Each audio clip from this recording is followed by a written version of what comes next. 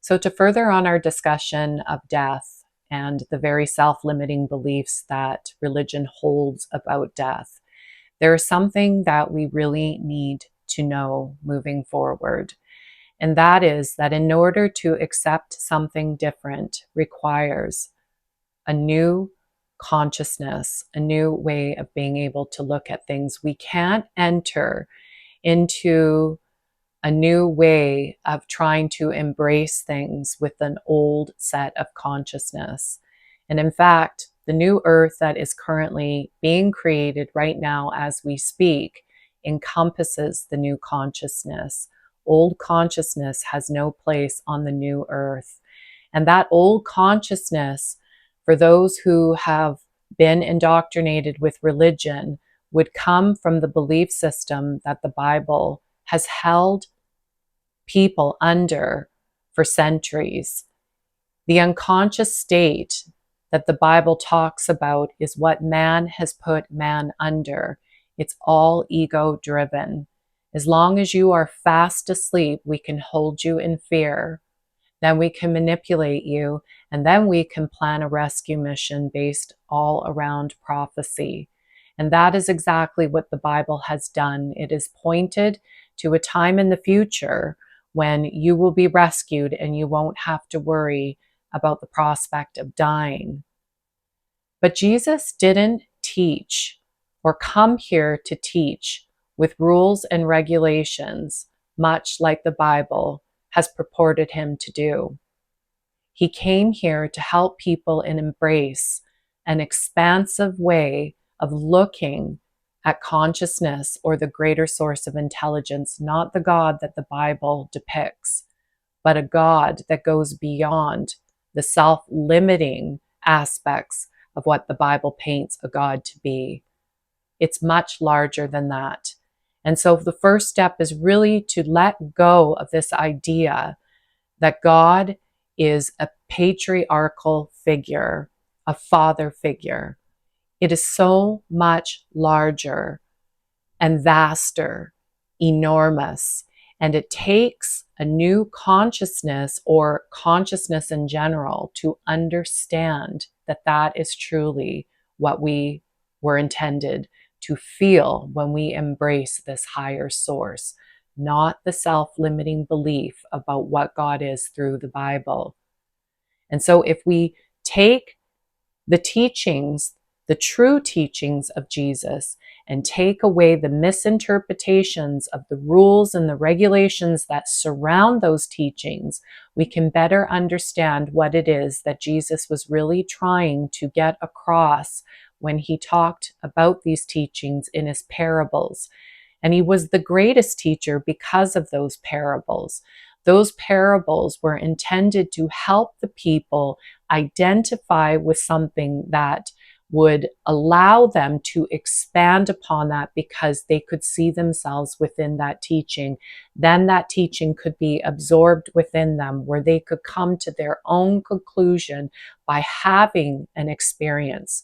That experience was never intended to come about because they were supposed to follow a set amount of rules and regulations around that teaching that would draw them close to this higher intelligence.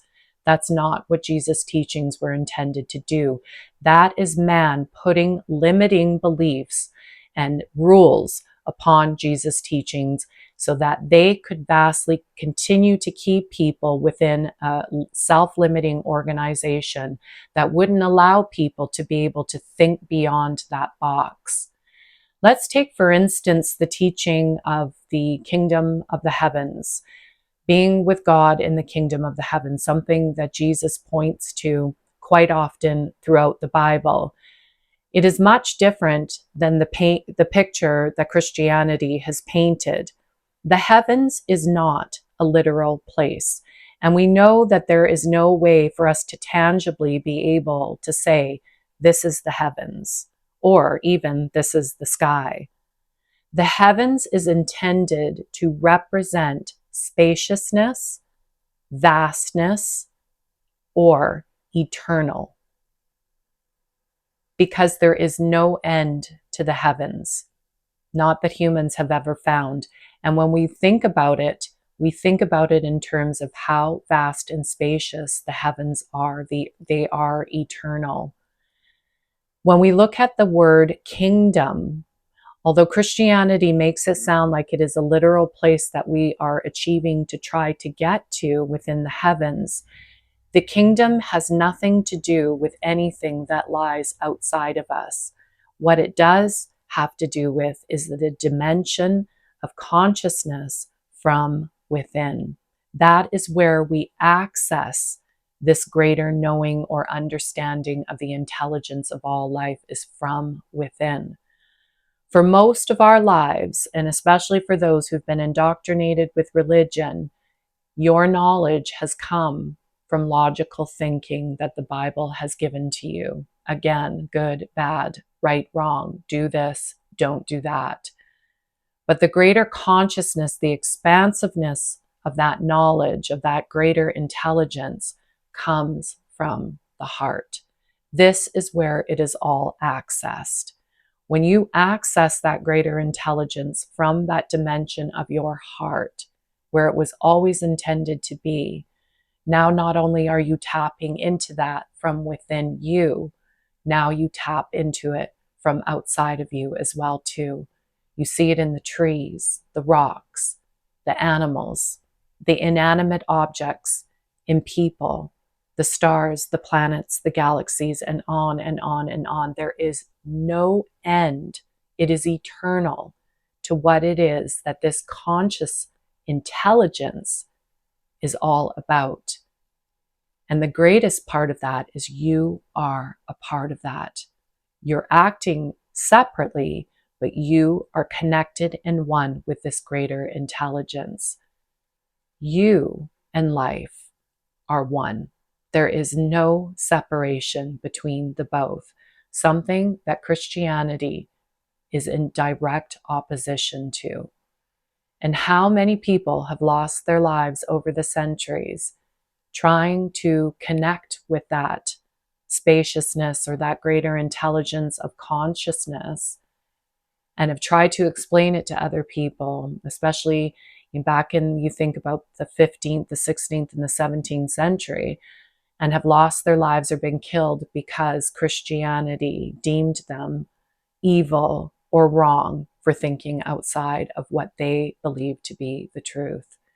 Now we're embracing something so different and understanding what this consciousness is, but it requires us to let go of the unconscious state that we have been in, to awaken from the egoic state that most of us have been living under, that has caused a lot of the fear and the darkness that we've been a part of. The awakening and the accepting of this new life is really what is largely helping us to shape ourselves into becoming a new human living on a new earth. And the greatest way of being able to connect to that vast intelligence is, of course, through becoming incredibly present. Presence is what helps us to understand the greater connection of what life is all about. And it is where our practice is going to take us next, in helping us understand how we can really truly connect to that deeper essence of what this intelligence is all about, this vast consciousness. So I hope you'll join me in the next video where we'll go into greater detail about that. Much love and light.